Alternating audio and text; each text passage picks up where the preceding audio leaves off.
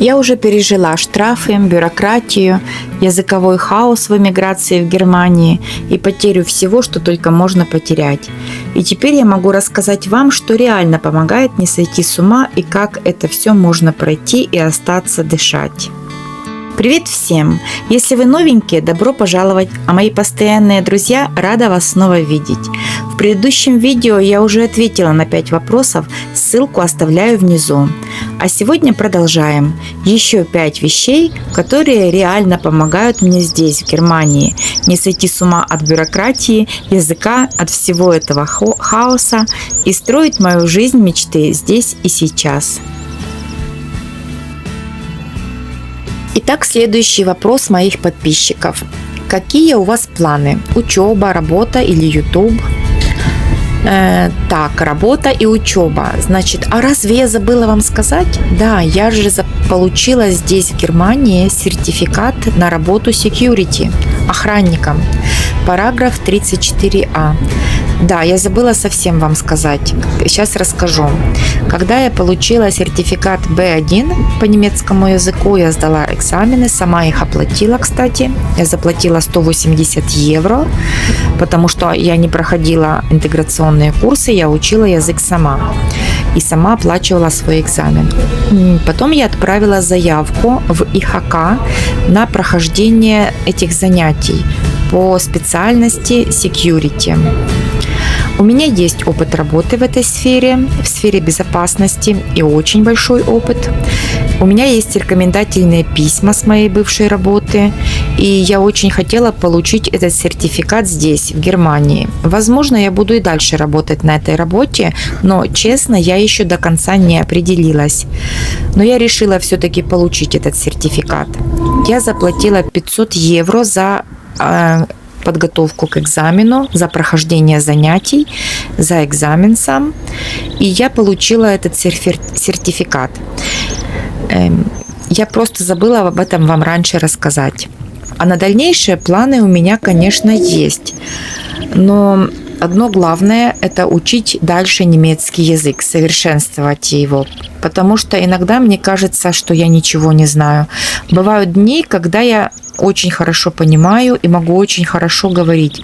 А бывают такие дни, когда я уставшая, и мне кажется, что я вообще ничего не понимаю и никогда не смогу говорить свободно. Например, вчера я покупала в аптеке лекарства для моей мамы, и когда мне что-то говорили, я 10 раз переспрашивала. Я даже сама не понимала, почему я такие элементарные вопросы не понимаю, и как бы я растерялась. То есть бывают такие дни, поэтому немецким я буду заниматься и дальше очень серьезно.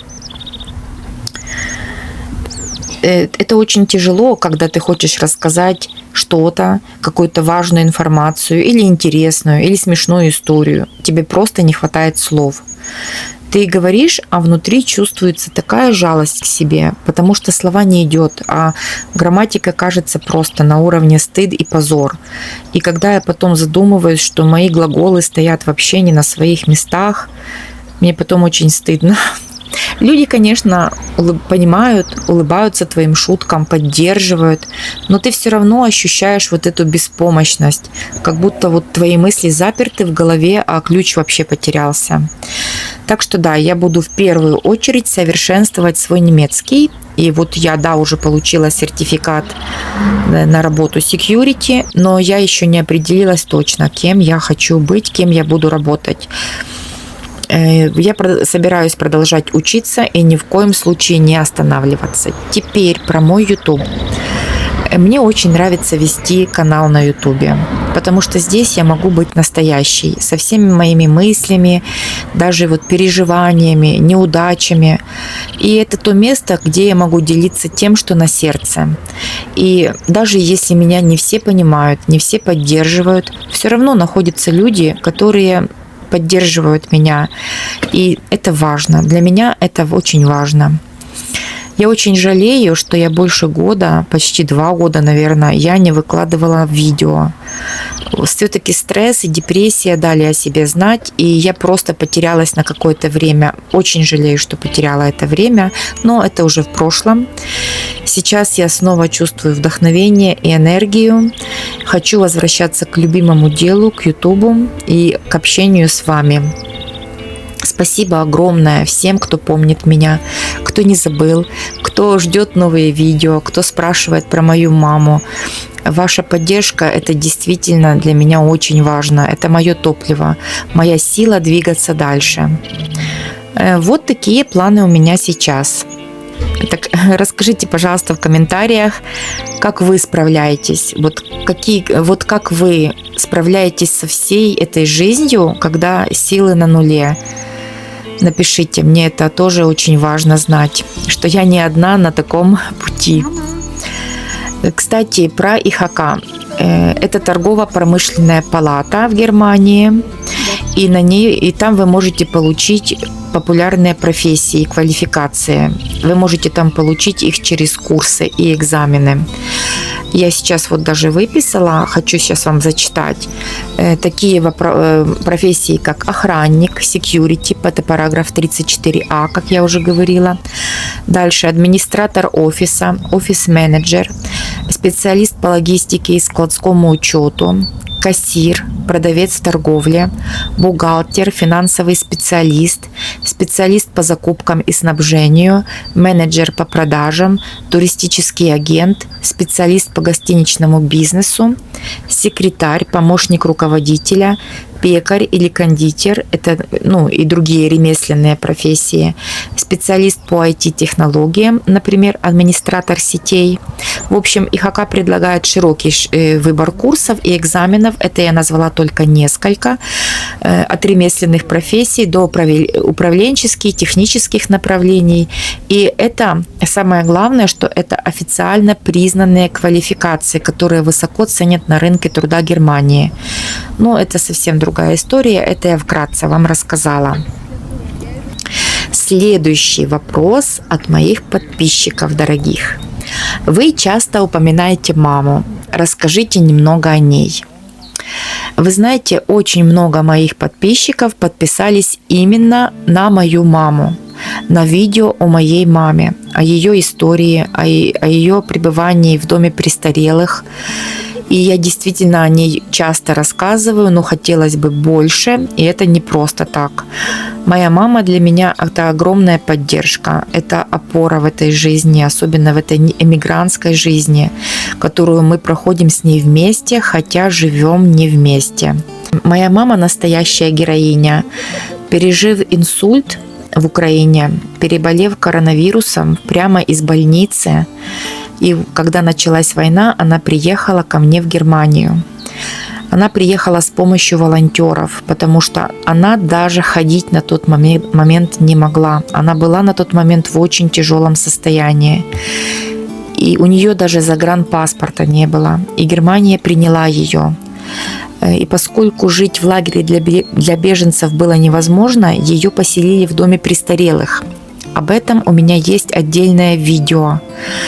Именно это видео вызвало огромный резонанс, огромное количество просмотров и огромный резонанс. Люди реагировали по-разному. Одни люди очень сильно осуждали меня за то, что моя мама живет в доме престарелых. Другие люди поддерживали. Но очень важно то, что мама получила здесь помощь, лечение и поддержку. Это очень важно. За эти годы ее здоровье значительно улучшилось. Сейчас, на данный момент, моя мама живет в общежитии для беженцев. И она занимается спортом, она правильно питается, следит за своим питанием. Она похудела более чем на 30 килограммов. Я, конечно же, попрошу ее поделиться своими успехами с вами, потому что это действительно очень вдохновляющая история. Но для меня самое главное, что моя мама – это мое сердце. Это мой любимый человек и мой самый-самый близкий, дорогой друг в этом мире. Следующий вопрос от моих подписчиков, особенно тех, которые сейчас сами проходят эмиграцию или другие сложности. что вам помогает не сойти с ума в эмиграции и как вы справляетесь с усталостью, когда сил нет ни на что? Это очень такой вопрос. Вы знаете, ничего нового я вам не открою. Уже все это давно знают. Но, если честно, именно вот эти простые вещи действительно работают. Мелочи, которые помогают не сойти с ума в трудный момент, и в частности в эмиграции. Как говорят психологи, эмиграция – это одно из самых тяжелых испытаний в жизни, но сейчас вообще жизнь очень тяжелая. И жизнь вообще как будто рушится, и ты собираешься заново по крупицам. И даже если ты долго мечтал о переезде и готовился к переезду, это все равно стресс. Что уже говорить о тех людях, кто оказался здесь внезапно. Это здесь вообще полный феерический набор эмоций. Так что же помогает? Первое – это рутина и маленькие ритуалы.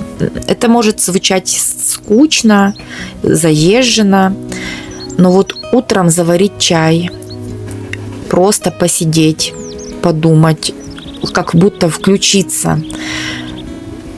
Это как небольшой островок спокойствия в океане перемен. Это вот твои якоря, которые не дадут утонуть. Второе – общение. Это звонки с родными, переписки. Даже если это онлайн-сообщество, это тоже спасательный круг. Потому что очень часто в эмиграции люди закрываются, изолируются, и нужно перебороть себя, и нужно общаться. Это выведет из депрессии, это творит чудеса. Живая поддержка творит чудеса. И, кстати, я заметила, что много беженцев, много эмигрантов начали вести свои блоги. Это тоже такая вот связь, поддержки связи с людьми, это общение. Третье, что очень тоже важно, это фокус на маленькие победы. Не надо недооценивать свои победы, не надо недооценивать свои достижения. Вот ты смогла просто поздороваться по-немецки, это ты уже молодец. Сегодня ты сделала свои бытовые рутинные дела без истерики. Супер. Похвали себя за каждый маленький шаг. Ты выучила 2-3 слова, похвали. Эти маленькие шаги делают огромный путь. Четвертое, как бы это странно ни звучало, это физическая активность. И это не какой-то там спортзал. Если вы можете это делать, вообще молодец. Но даже если вы просто будете выходить и идти, то это уже победа. Даже если это просто прогулка до ближайшего магазина. Нету сил на прогулку, я не знаю, растяжка просто на полу. Телу нужна разгрузка, чтобы не сойти с ума от мыслей. Пятое – это хобби и творчество. Казалось бы, да, в эмиграции это вообще последнее, о чем можно думать в этом водовороте проблем. Хобби и творчество – это последнее, но нет. Блог, готовка, я не знаю, там, рисование просто карандашом в блокноте – это вот все, что вы можете придумать, все, что наполняет тебя энергией, радостью, вот помогает не забывать, кто ты есть на самом деле, все идет в ход. Шестое – это, наверное, юмор. Надо уметь посмеяться. И нужно уметь посмеяться и иронизировать над собой. Самоирония. Как ты чуть не заблудилась в городе, как ты перепутала слова, как ты поставила глаголы вообще не на свои места. Вот если над всем не посмеяться, то можно с ума сойти в первый же день. Да, смеяться над собой – это спасение. И, конечно же, самопринятие и терпение. Нужно понимать, что это процесс, а не гонка. Не надо сравнивать себя с достижениями других людей. Я встречала много людей, их достижения действительно достойны уважения. Они с первого дня начали работать, учиться. За первый год они уже там выучили и B2 сдали, и получили хорошие должности, контракты. Я очень уважаю этих людей, но если у вас не получается так быстро, то не нужно сравнивать себя с другими людьми. Нужно позволить быть себе слабым. Слабым, усталым, потерянным – это нормально. Это процесс, а не гонка. Главное – продолжать идти, даже если это даже маленький шаг. Ну вот такие вроде бы простые, совершенно незамысловатые, но очень важные штуки помогают мне держаться и не потерять себя в этом новом мире. И если даже очень сложно, то не переживайте, это нормально. Главное не забывать, что ты не один проходишь этот путь. И рядом с тобой есть люди, которые тоже идут такой же сложный путь. И нужно общаться, находить друг друга и поддерживать друг друга. Вот еще такой вопрос. Что вы поняли о счастье за эти годы в Германии? Счастье это вообще не обязательно какие-то грандиозные достижения или жизнь как в кино. Знаете, такая инстаграмная, такая сладкая картинка. Это вообще не счастье, это не об этом. Счастье чаще всего это простые моменты, простые ежедневные моменты. Когда ты сидишь в тишине с чашкой кофе и думаешь, ну, сегодня я не споткнулась, и это уже неплохо. Это когда чувствуешь себя в безопасности и можешь хоть немножко расслабиться. Даже если вокруг тебя горы бюрократии, закрытые магазины по воскресеньям, знаете, счастье для меня даже вечером, когда я понимаю, что рабочий день закончился, и сегодня я не получу уже какого-то звонка важного, я не получу уже какого-то письма важного, уже сегодня рабочий день закончился, и это действительно счастье. И еще счастье – это умение принимать перемены. Даже если иногда хочется вообще закричать «почему опять? Почему?». Эмиграция – это как экзамен по выживанию. И если ты сдаешь этот экзамен, ты получаешь не диплом, а ты получаешь суперспособности, ну или хотя бы умение не сойти с ума. И да, счастье – это люди рядом, люди, которые поддержат, даже если это всего пара человек. Хотя иногда именно им и хочется сказать: да ладно, я справлюсь сама, но это большое счастье иметь рядом таких людей. И счастье еще – это возможность учиться. Даже если иногда кажется, что твой мозг напоминает загрузку Windows 95. Маленькие радости, прогулка в парке, любимая музыка, книга любимая или новая книга. Даже если это детская книжечка на немецком языке, которую ты можешь читать и понимать, о чудо. Когда ты наконец-то можешь просто отключить телефон и не проверяешь почту каждые 10 минут. И за эти годы я поняла, что счастье – это не конечная точка, это не конечная цель, а это дорога, это процесс, это счастье. И лучше научиться ценить каждый день. Даже если он прошел под девизом «починила чайники» – это подвиг. Счастье – это еще принимать себя со своими ошибками, слабостями и радоваться маленьким победам.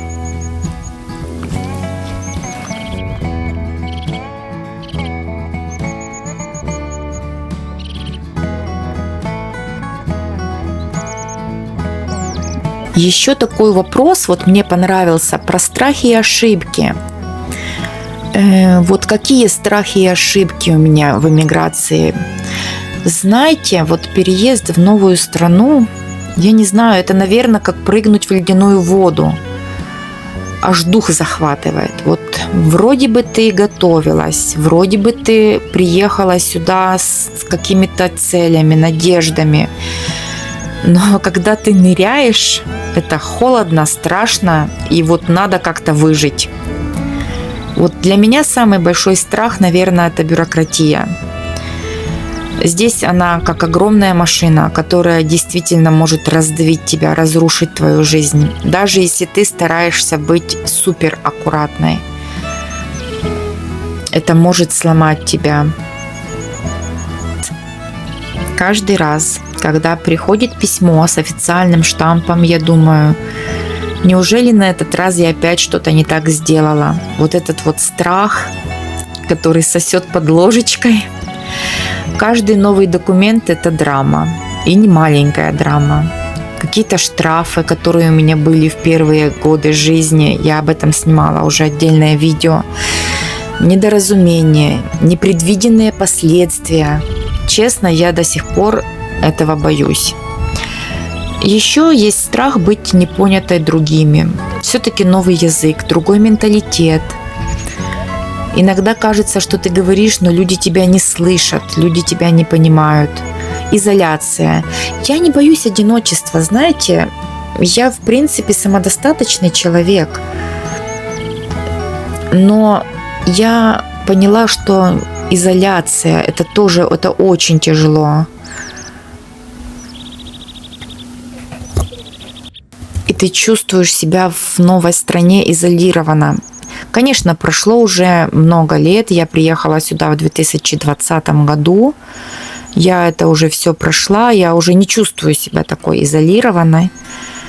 Но в первые годы это было, наверное, одно из самых больших испытаний. Именно изоляция. Не одиночество, изоляция. И ошибки. Да, их было море. Наверное, то, что я пошла работать, а не сразу учить немецкий, это была моя огромная ошибка. Мне не дали курсы, мне не оплатили курсы, я учила язык сама. Я учила без плана, без какого-то определенного плана. В ход шло все. Надписи на улице, реклама, телевизор. Но все-таки я выучила. Я сдала B1 и сдала успешно. И сейчас у меня уже B2. И я буду дальше продолжать. Но я считаю, что это самая большая ошибка, когда люди идут работать и не учить язык сразу. Возможно, кто-то может совместить это и учебу, и работу. У меня не получилось. Я сразу пошла работать, и это были годы, которые были потеряны в плане изучения языка. Но я все наверстала, я вовремя это поняла. Так что мой совет – начинать иммиграцию именно с изучения языка. А если вы только готовитесь к иммиграции, то, пожалуйста, начинайте учить язык еще до приезда в страну. Еще я боялась просить о помощи. Не то чтобы боялась, но мне не хотелось других людей напрягать с моими проблемами. Но когда понимаешь, что самой справиться практически невозможно, начинаешь учиться доверять и просить поддержки. Но самое главное, чему научили меня все эти страхи и ошибки, это сохранять спокойствие. Это целое искусство. Я, конечно, не овладела им до сих пор полностью, но я поняла, что этому нужно не просто учиться, а учиться целеустремленно. Конечно, не всегда получается. Каждая ошибка, каждый страх, но они дают суперспособность видеть ценное, ценить то, что раньше казалось мелочью, смеяться над собой, даже когда плакать хочется. Да, вот это рождает какие-то действительно суперспособности. И еще такой вопрос мне понравился. Внутренние изменения. Вот какие произошли во мне внутренние изменения, вот как я сама считаю. Я задумалась. И вы знаете, действительно, эмиграция очень меня изменила. Да, она всех меняет. И, наверное, самое важное – это перераспределение ценностей. Я уже об этом говорила не раз, но я еще раз подчеркну, что это, пожалуй, самое важное. Раньше для меня была важна скорость и продуктивность. Теперь же я ценю медленные радости. Я учусь жить здесь и сейчас, находить счастье в каждом моменте, будь то приготовление еды, прогулка, ежедневная рутина, какие-то домашние заботы. И вот мой блог и есть отражение этой жизни. Счастье в мелочах. В каждом дне, вот прямо здесь и сейчас, в Германии. Раньше мелочи казались неважными, а теперь каждая маленькая победа – это праздник. Даже если это просто выучить новую фразу на немецком, оплатить вовремя счет, не нарваться на штраф. И эмиграция научила ценить самодостаточность, ежедневные ритуалы, дисциплину. И это невероятно вдохновляет. Видеть, как меняется характер, привычки, отношение к себе, к здоровью, к другим людям и к миру в целом. Я жалею, что у меня не было таких знаний 20-30 лет назад, но я очень рада, что сейчас я это поняла и могу дальше строить свою жизнь, имея эти ценные знания. И что еще, это я получила здесь эмоциональную гибкость, я научилась этому. Я стала спокойнее перед стрессом. Раньше какая-то мелочь могла выбить меня из колеи. Допустим, там потеря каких-то документов или дождь в день переезда. Теперь я пережила много потерь. И потерю денег, и штрафы, и письма от органов, угроза депортации. Это все меня закалило. И юмор помогает выжить, смех сквозь слезы, как говорится. Главное не ругать себя, когда что-то идет не так, потому что я знаю, что я выложилась по максимуму, и я сделала все максимально правильно и хорошо, настолько, насколько я смогла. И поэтому, если что-то пошло не так, это не моя вина. И нужно научиться отпускать то, что невозможно контролировать. Воспринимать потери как опыт, как урок жизни.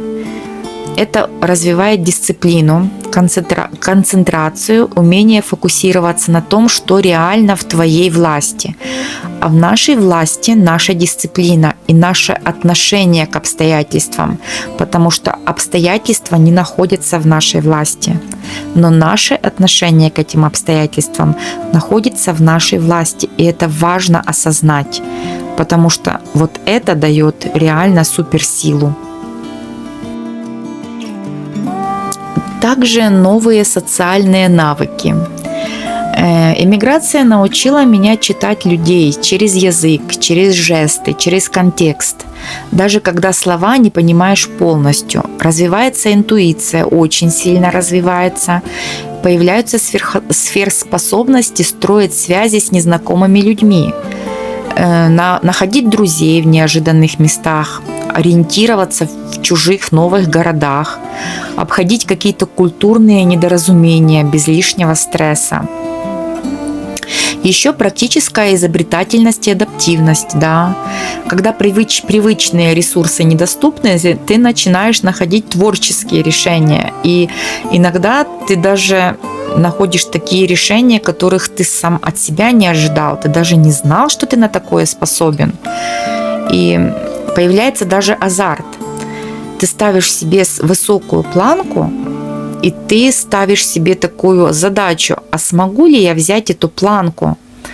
И когда справляешься, это чувство дает невероятную силу и уверенность. Да, эмиграция действительно дает сверхспособности выживать в хаосе и сохранять спокойствие. Ну и, наконец, восприятие себя.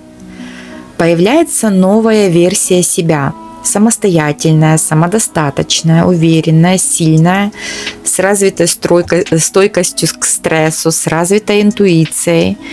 Но учишься также принимать свои слабости, свои ошибки. И учишься принимать это как часть пути, а не провал. То есть ты поднимаешься и пробуешь снова и снова. И теперь я вижу, что вот эти маленькие шаги, маленькие успехи – это кирпичики, на которых строится жизнь. Это потом становится монолитным фундаментом, вот, который держит тебя в жизни твердо, и никакие жизненные торнадо уже тебя не сломают. И эмиграция, как я говорила, научила меня ценить медленные радости, дисциплину, эмоциональную гибкость. И знаете что?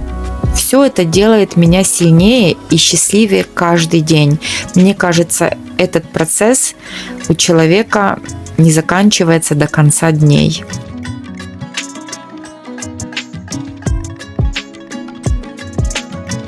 Друзья мои, я ответила на 10 вопросов, которые были самые частые или те, которые мне показались самыми интересными. Конечно, еще очень много вопросов от вас поступает под моими видео. И если вы захотите узнать больше, а вы точно захотите, то у меня есть отдельные плейлисты. Хотите узнать, как устроена жизнь в Германии вообще? Или про дом престарелых, или про общежитие для беженцев, или просто рецепты, которые я готовлю, когда худею, или для друзей, для семьи, для близких. И на моем блоге я все показываю без прикрас, без глянца, все как есть. Ссылки внизу под видео, в моих плейлистах. И, конечно же, видео про мою маму, потому что, как я говорила, многие подписались именно на мою маму. Так что в моих видео есть о ее жизни как в доме престарелых, так и в общежитии для беженцев.